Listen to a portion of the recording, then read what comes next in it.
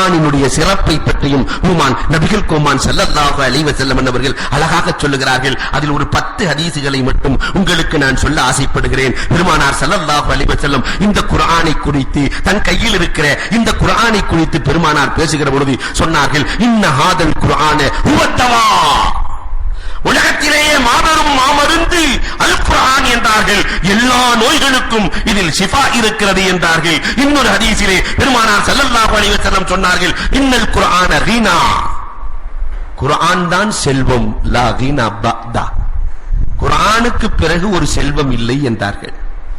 குர்ஆன் என்ற செல்வத்திற்கு பிறகு ஒரு செல்வம் இல்லை. ஆனால் நம் செல்வங்களை அந்த குர்ஆனுக்காக கொடுக்க நம் சமுதாயம் தயாராக இல்லை. குர்ஆன் என்பது வெறும் செல்வம். யோசித்து பார்க்க வேண்டும். குர்ஆன்ல இல்லாதது ஏதாவது இருக்கிறதா? அது ஒரு மாலிக்யூல், எல்லா கருத்துக்களையும் உள்ளடக்கிய வேதம். அபூ ஹுரைரா ரலியல்லாஹு அன்ஹு உஸ்மான் ரலியல்லாஹு தஆலா காசு பணத்தை அனுப்புகிறார்கள். அபூ ஹுரைரா ரலியல்லாஹு உஸ்மானுக்கு திரும்ப காசை அனுப்பினார்கள். உஸ்மான், உன் செல்வத்தை என்னிடத்திலே காட்ட நினைக்கிறாயா? நேரா அலி ரலியல்லாஹு அன்ஹு போயிட்டாங்க. அபூ ஹுரைரா உஸ்மான் ரலியல்லாஹு ரெண்டு பேரும் வந்து நிக்கிறாங்க. அபூ ஹுரைரா சொன்னாங்க, இவர் என்னமோ காசை கொடுக்கிறார் எனக்கு. உஸ்மான் ரலியல்லாஹு சொன்னாங்க, அபூ ஹுரைரா ஏழை என்ற காரணத்தினால் நான் பணம் கொடுத்தேன் என்றார்கள். அபூ ஹுரைரா சொன்னாங்க, யார் ஏழை, அவரா நானான்னு கேளுங்க. அலியே, அவர் ஏழையா நான் ஏழையா? அலி ரலியல்லாஹு தஆலா சொன்னாங்க, உஸ்மான் பெரிய வியாபாரி, நீங்க ஒண்ணும் இல்ல, நீங்க தானே ஏழை. யார் சொன்னது? பெருமானார் சொல்லி இருக்கிறார்களே, அல் குர்ஆன் கீனா, என்னிடத்தில் முழு குர்ஆனும் உண்டு, அவரிடத்திலே முழு குர்ஆன் இருக்கிறதா? மனதில் கேளுங்கள்.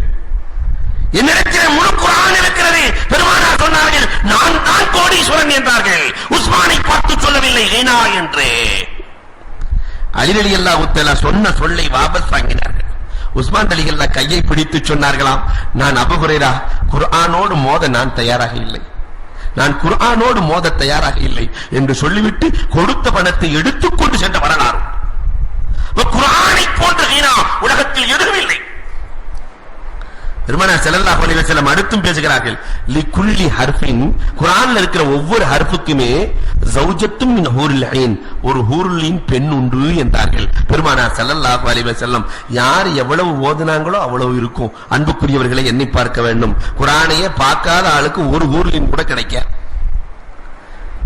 பெருமானார் ஸல்லல்லாஹு அலைஹி வஸல்லம் என்பவர்கள் இன்னொரு ஹதீஸிலே, 4வது ஹதீஸிலே அழகாக பெருமானார் பேசுகிறார்கள், எந்த வீட்டிலே குர்ஆன் ஓதப்படுகிறதோ இஜ்தமஅத் அலைஹில் மலாயிகா, அந்த வீட்டிலே மலக்குமார்கள் ஒன்று சேருகிறார்கள். தனக்கபத் அன்ஹு ஷயாத்தீன், ஷைத்தான்கள் சென்று விடுகிறார்கள். எந்த வீட்டிலே குர்ஆன் ஓதப்படவில்லையோ அந்த வீட்டிலே ஷைத்தான்கள் ஒன்று சேர்ந்து விடுகிறார்கள், மலக்குகள் சென்று விடுகிறார்கள். கல்ல கைருஹு, பெருமானார் சொன்னார்கள், குர்ஆன் ஓதவில்லை என்றால் நலவு குறைந்து விடுகிறது, தீமை கூடி விடுகிறது. எனவே உங்கள் வீடுகளை கபராக்கி விடாதீர்கள். அல் குர்ஆனை ஓதிக்கொண்டே இருங்கள், அல் குர்ஆனை ஓதிக்கொண்டே இருங்கள். நபிகள் கோமான் ஸல்லல்லாஹு அலைஹி வஸல்லம் சொல்லுகிறார்களே, எத்தனை பேர்கள் அல் குர்ஆனை ஓதுகிறோம்? ரமலான் மாதத்திலே எத்தனை பேர்கள் ஓதுகிறோம்? பெருமானார் சொன்னார்கள், இன் ஹாதல் குர்ஆன மஅதுவத்துல்லாஹ், குர்ஆனை விட சிறந்த விருந்து உலகத்தில் கிடையாது. அல்லாஹ்வின் விருந்து அல் குர்ஆன். விருந்து கிடைச்சுன்னு சொன்னா KFCக்கு போனா என்ன வெட்டும். அது நல்லா இருக்கும், அதுல கொஞ்சம், இது நல்லா இருக்கும், இதுல கொஞ்சம், இது நல்லா இருக்கும், இதுல கொஞ்சம். என்றைக்காவது இந்த குர்ஆன் என்ற விருந்திலே சூரத்துல் மாயிதா நல்லா இருக்கு, அதுல ஒரு 20 வசனம், சூரத்துல் ரஹ்மான் நல்லா இருக்கு, சூரத்துல் வாக்கியா நல்லா இருக்குது, சூரத்துல் சாத் நல்லா இருக்குது, சூரத்துல் சஜ்ஜா நல்லா இருக்கு. என்றைக்காவது ஓதி இருக்கிறோமா? அல்லாஹ் சொல்லி காட்டுகிறான். பெருமானார் சொல்லுகிறார்கள், இன் ஹாதல் குர்ஆன மஅதுவத்துல்லாஹ், குர்ஆன் அல்லாஹ்வின் விருந்து. அல்லாஹ்வின் விருந்தை சாப்பிட எத்தனை பேர்கள் தயார்? அன்புக்குரியவர்களை யோசிக்கிறோம். பெருமானார் விடவில்லை. அடுத்த ஹதீஸிலே சொன்னார்கள், ஒரு மனிதன் குர்ஆனை ஓத ஆரம்பித்து விட்டால் உலகமெல்லாம் படிக்கிற ஆளுக்கு சர்டிபிகேட் கொடுக்கும். யாரெல்லாம் படிக்கிறானோ படித்து முடிச்சுட்டா அவனுக்கு சர்டிபிகேட். ஆனால் அல்லாஹ் கொஞ்சம் வித்தியாசமானவன். படிக்க அனுப்பிய பெற்றோர்களுக்கு கிரீடம் அணிவிப்பானாம். குர்ஆனை கொடுப்பதற்காக அனுப்பிய பெற்றோர்களுக்கு தாஜுல் கிராமா, சங்கை என்ற கிரீடம் அணிவிக்கப்படும். அதன் பிரகாசம் எப்படி இருக்கும் தெரியுமா? சூரிய பிரகாசத்தை விட கடுமையாக இருக்கும் என்றார்கள் கண்மணி நாயகம் ஸல்லல்லாஹு அலைஹி வஸல்லம் அவர்கள். அன்புக்குரியவர்களே, குர்ஆனின் ஆற்றலை பற்றி விளங்கியதுண்டா? அபூதர் ரலியல்லாஹு தஆலாவை பெருமானார் அழைக்கிறார்கள். அபூதர், அலைக்க பித்திலாவத்தில் குர்ஆன், நீ ஹயாத்தாக இருக்கிற காலமெல்லாம் குர்ஆன் ஓதுவதை விட்டுவிடாதே. ஃபஇன்னஹு நூருன் லக ஃபில் அர்ல், அது இந்த உலகத்திலே உனக்கு வெளிச்சத்தை கொடுக்கும், வழிகாட்டும். வதுஹுருன் லக ஃபிஸ் ஸமா, நாளை மறுமையிலே உனக்கு சேமிப்பாக பேங்க் பேலன்ஸ் ஆக இருக்கும். இங்கும் வழிகாட்டி அங்கும் பேங்க் பேலன்ஸ் குர்ஆன், அதை நீ விட்டு விடாதே என்று பெருமானார் ஸல்லல்லாஹு அலைஹி வஸல்லம் அபூ தர் ரலியல்லாஹு தஆலாவை சொல்லி காட்டுகிறார்கள். பெருமானார் ஸல்லல்லாஹு அலைஹி வஸல்லம் அவர்கள் உபய் இப்னு கஅப் ரலியல்லாஹுவை அழைக்கிறார்கள். லைஸ ஃபீ ஜௌஃபிஹி மனில்லதி லைஸ ஃபீ ஜௌஃபிஹி ஷைஉம் மினல் குர்ஆன் கல் பைத்தில் ஹரிப், எவனுடைய உள்ளத்திலே குர்ஆனின் பாகங்கள் இல்லையோ, பெருமானார் கடிந்து பேசிய வார்த்தைகள், கொஞ்சமாவது குர்ஆனினுடைய வசனங்கள் உள்ளே இருக்க வேண்டும். யார் உள்ளத்திலே குர்ஆனின் வசனங்கள் இல்லையோ இடிந்து போன வீட்டுக்கு சமம் என்றார்கள்.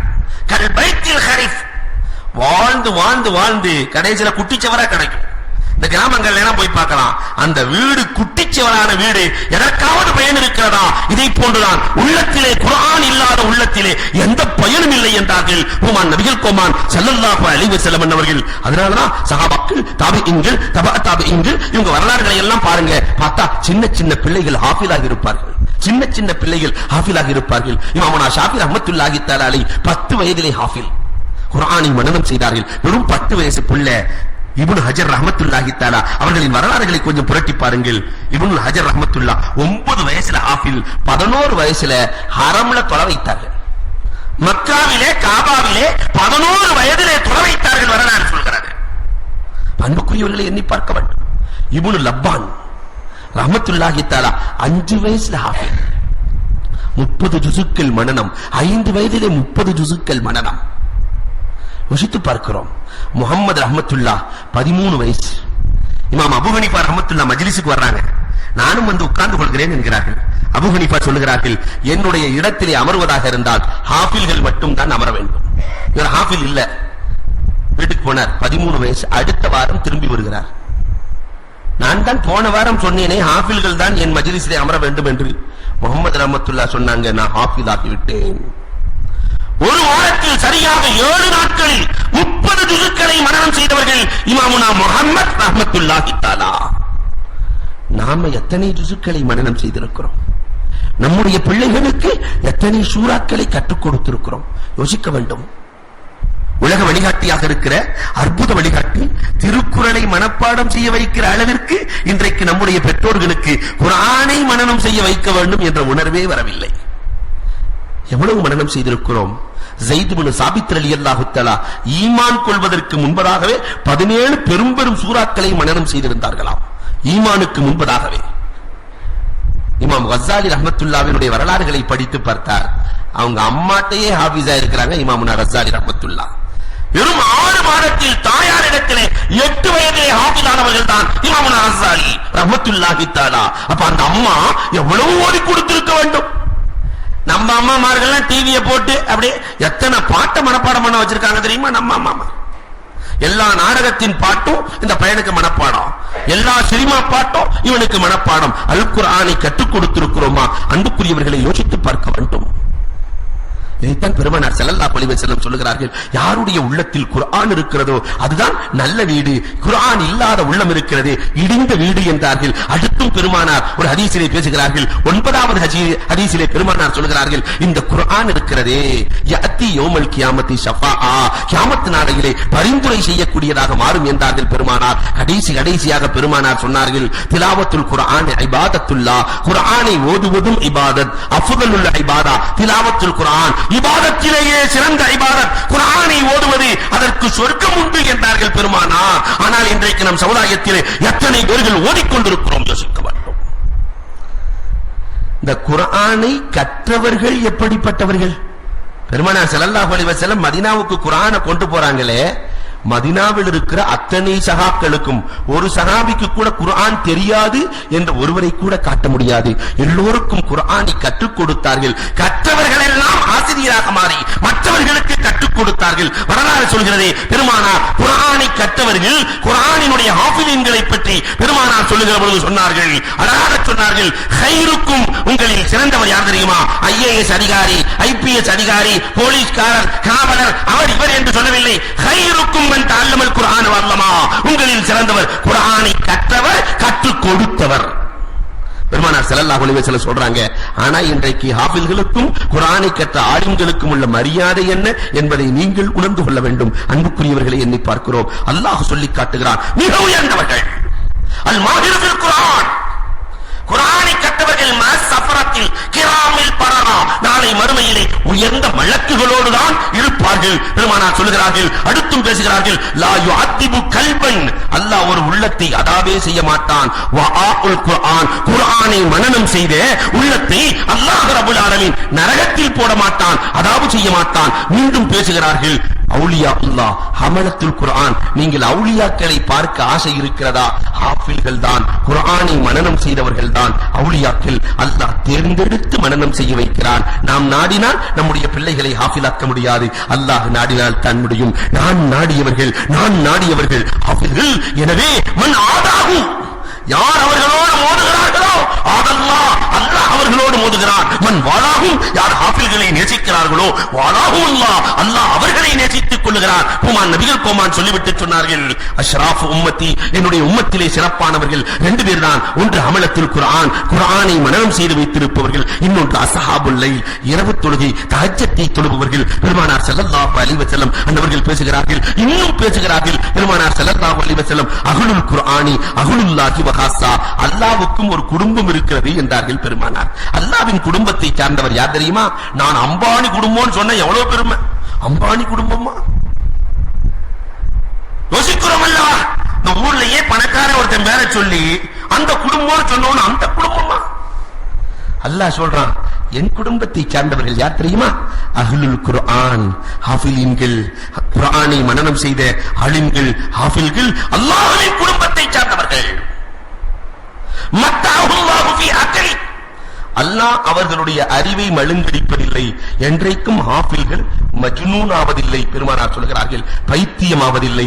அதிலிருந்து அல்லாஹ் ரப்பல் ஆலமீன் பாதுகாக்கிறான் என்றார்கள் பெருமானார் ஸல்லல்லாஹு அலைஹி வஸல்லம். இரண்டு பேர்களுக்கு சங்கை செய்யுங்கள், நான் உங்களுக்கு சங்கை செய்கிறேன் என்று அல்லாஹ் ஹதீஸை குதுசியிலே சொல்லுகிறான். ஒன்று தாடி நரைத்தவர்கள், பிஷைபத்தில் முஸ்லிம், முஸ்லிமான தாடி நரைத்தவர்களுக்கு நீங்கள் சங்கை செய்யுங்கள், அல்லாஹ் உங்களுக்கு சங்கை செய்வான். இரண்டாவதாக அவனத்துல் குர்ஆனுக்கு சங்கை செய்யுங்கள், அவர்களிடத்திலே கண்ணியமாக நடந்து கொள்ளுங்கள், அல்லாஹ் உங்களிடத்திலே கண்ணியமாக நடப்பான். பெருமானார் ஸல்லல்லாஹு அலைஹி வஸல்லம் அவர்கள் சொன்னார்கள், உஹது போர்க்களத்திலே ரெண்டு பேர் இறந்து போகிறார்கள், ஒரே கபரிலே அடக்க வேண்டும். பெருமானாரிடத்திலே எப்படி அடக்குவது என்று கேட்கிற பொழுது உமான் நபிகள் கோமான் ஸல்லல்லாஹு அலைஹி வஸல்லம் அவர்கள் சொன்னார்கள், இதில் யார் அதிகமாக குர்ஆனை மனனம் செய்தவர்கள் என்று கேட்டார்கள். ஒரு சஹாபி காட்டப்படுகிறது, அவரை மேலே வையுங்கள், மற்றவரை கீழே வையுங்கள் என்றார்கள். பெருமானார் கபரிலே வைக்கிற பொழுது கூட அகில இல்முக்கு, குர்ஆனை மனனம் செய்தவர்களுக்கு மரியாதை அதிகம். உங்களுக்கு யார் இமாமத்து செய்ய வேண்டும், யார் உங்களிலே அதிகம் ஆஃபிலாக இருக்கிறாரோ அவர்தான் இமாமத்து செய்ய வேண்டும். இதையெல்லாம் சொன்ன நாயகம் பெருமானார் அமலத்துல் குர்ஆன் உரஃபாஉ அஹ்லில் ஜன்னah, நாளை மறுமை நாளையிலே சொர்க்கத்திலே எல்லோருக்கும் அறிமுகமானவர்கள் யார்? பெருமானார் கேட்கிறார்கள். யாருக்காவது சந்தேகம் இருக்குன்னு அவங்கள்ட்ட தான் போய் கேட்கணும். அந்த மாதிரி ஆள் யாருன்னா ஹமலத்துல் குர்ஆன், குர்ஆனை மனனம் செய்தவர்கள் தான் என்று பெருமானார் ஸல்லல்லாஹு அலைஹி வஸல்லம் சொல்கிறார்கள். என்றால் இந்த குர்ஆனின் ஆற்றல் என்ன?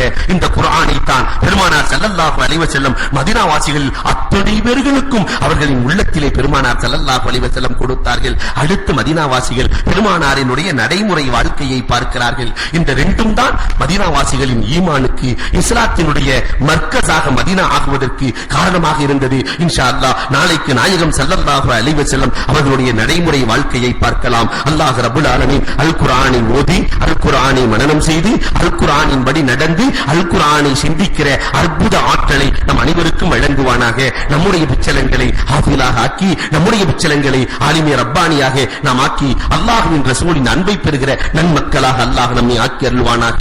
வாஹிரு தஅவா அனில் ஹம்துலில்லாஹி ரப்பில் ஆலமீன்.